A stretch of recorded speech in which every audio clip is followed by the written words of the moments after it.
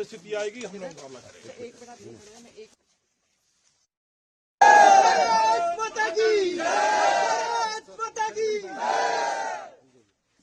आप लोगों के इस जोश का कोई जवाब नहीं है दुनिया में। बहुत बढ़िया। कोई अभी अपनी बात 3-4 चीजों पे हुई है। पहली चीज, कोई संदिग्ध आदमी दिखे, गाड़ी दिखे, गतिविधि दिखे, धीरे से पुलिस प्रशासन को सही है। दूसरा, सोशल मीडिया पे, व्हाट्सएप पे, कहीं पे भी कोई भी भ्रम फैलाने की कोशिश हो, अफवाह आ रही हो, गुमराह करने वाली खबर हो, आपस में लड़ाने वाली खबर हो, इस पर बिल्कुल काम नहीं देना है। ऑफिशियल चैनल से जो बात आएगी वही सही है, ठीक है। तीसरा, सिचुएशन हुई है क्योंकि पाकिस्तान की तरफ से ड्रोन और मिसाइल अटैक की कोशिश की गई, फलौदी एयरबेस पर भी ड्रोन अटैक करने की कोशिश की गई, तो किस तरह से अरेंजमेंट है, किस तरह क्या कहेंगे आप इस बार? सारी चाक चौबंद व्यवस्था है, सभी सतर्क हैं, सभी सजग हैं, सब चौकस हैं, हौसला है, आत्मविश्वास है, जीवट है और यह पर्याप्त है। ऐसे प्रयास होते रहेंगे, ऐसे प्रयास मुंह की खाते रहेंगे। सरकार बताती है तब पता चलता है, अन्यथा आप देख लो इस ऐसे प्रयास का क्या मतलब है जब इसका कोई प्रतिक्रिया ही ना हो। तो इसलिए ये कोई घबराने वाली कोई बात नहीं है। शत्रु के नापाक प्रयासों का ये सिलसिला श्रृंखला है, चलती रहेगी। वो हमारे हौसले के सामने, हमारी शक्ति के सामने, हमारी सामरिक शक्ति के सामने, हमारी मानसिक शक्ति के सामने हमेशा मुंह की खानी पड़ेगी। सर, अगर बॉर्डर एरिया की बात है, काफी बड़ा एरिया आपका, तो किस तरह से अरेंजमेंट आप लोगों की तरफ से किए गए हैं? अभी सीमा पर तो सीमा की सुरक्षा का काम सीमा सुरक्षा बल देखती है। जब इस तरह के युद्ध की स्थिति हो या कोई वायु आक्रमण वाली परिस्थिति हो तो सेना सक्रिय हो जाती है।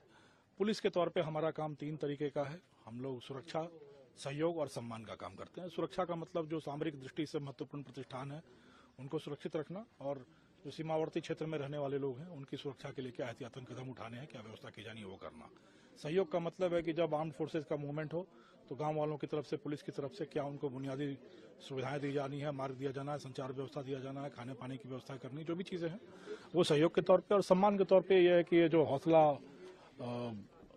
शक्ति है, आत्मशक्ति है, हौसला है, आत्मविश्वास है, इसको बनाए रखा जाए, इसको बढ़ाए रखा जाए। और यह हौसला और यह शक्ति जो आज हमारे एक दल के रूप में है, गांव के रूप में है, यह हमारे जन जन की शक्ति बने और हमारे सुरक्षा बलों के लिए यह प्रेरणा बने।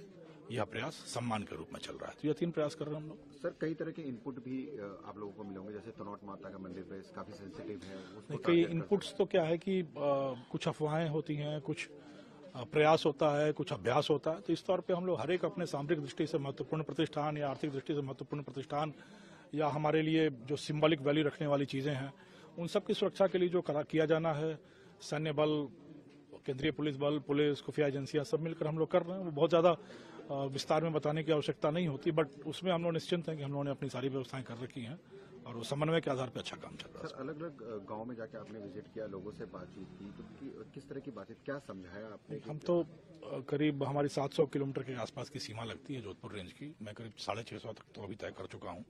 20-25 गाँव में जाकर लोगों से बात हुई है। लोगों का जो हौसला है, जो मैं बार बार वही बात कर रहा हूँ कि जो हौसला है, जो आत्मविश्वास है, जो जीवट है, जो जोश है, ये अप्रतिम है, अतुलनीय है।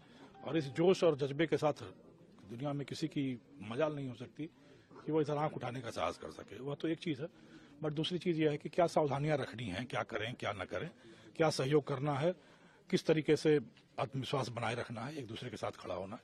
इसके बारे में एक बार हम लोग आपस में बातें कर रहे हैं, संवाद स्थापित कर रहे हैं। कुछ अगर आशंकाएं होती हैं जो अभी तक नहीं है तो उनको निर्मूल करना यह कवायद चल रही है। सर, स्पाई कॉल में भी काफी इंक्रीज हुआ है, और साथ ही जैसे अगर फोर्स आ रही है उसकी मूवमेंट की फोटोज की, उस पर किस तरह से आप लोग? ये प्रयास बढ़े हैं, या नापाक प्रयास बढ़े हैं, बट इन प्रयासों का कोई मतलब नहीं है, क्योंकि हमारे लोग सजग हैं, सतर्क हैं और हर एक व्यक्ति इस देश का प्रहरी है। सबको पता है कि किस परिस्थिति में क्या करना है, किसी अनजान व्यक्ति को क्या बताना है, क्या नहीं बताना है। इस देश में जो सीमावर्ती क्षेत्र है, इसमें कई नागरिक हैं जिन्होंने 1971 का युद्ध भी देखा, कईयों ने 1965 का भी युद्ध देखा, तो खुद भी गाइड कर रहे हैं सब लोगों को क्या करना है, क्या नहीं करना है। और किसी भी इस तरह की नापाक कोशिश को, साजिश को कामयाब नहीं होने दिया जाए, इसके लिए हम लोगों को पृथक से प्रयास करने की आवश्यकता नहीं होती है। यह जो आंतरिक शक्ति है हमारे सीमावर्ती क्षेत्र के नागरिकों की, यह पर्याप्त है उसके लिए। सर, कोई रिस्ट्रिक्शंस भी लगाई है, जैसे ब्लैकआउट हो गया या फिर चढ़ाव को कहीं आगे जाने तक बॉर्डर के पास, या कहीं? सीमावर्ती क्षेत्रों में कुछ अधिसूचित संवेदनशील क्षेत्र होते हैं जिनमें अभी थोड़ी बंदिश लगाई गई है कि बिना अनुमति के कोई ना जाए, बट यह अस्थायी व्यवस्था है। उसको फिर से सरकार संशोधित करने वाली है, परिमार्जित करेगी, बट वो थोड़ी सी लंबी प्रक्रिया है।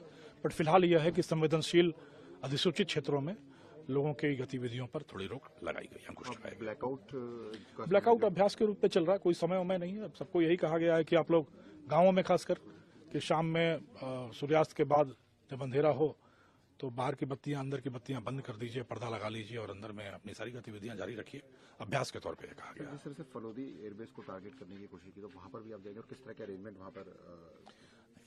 वो सब चीजें अधिसूचित हैं, उनके बारे में यहाँ विवरण नहीं दिया जा सकता, पर सब कुछ सुरक्षित है और सुरक्षा को और पुख्ता करने के लिए टारगेट हार्डनिंग का जो भी प्रयास होता है वो सब हम लोग कर रहे हैं। सब कुछ सुरक्षित है। आज मैं जाऊंगा वहां, उनके साथ बैठकर हम लोग और चर्चा करेंगे इन चीजों पे।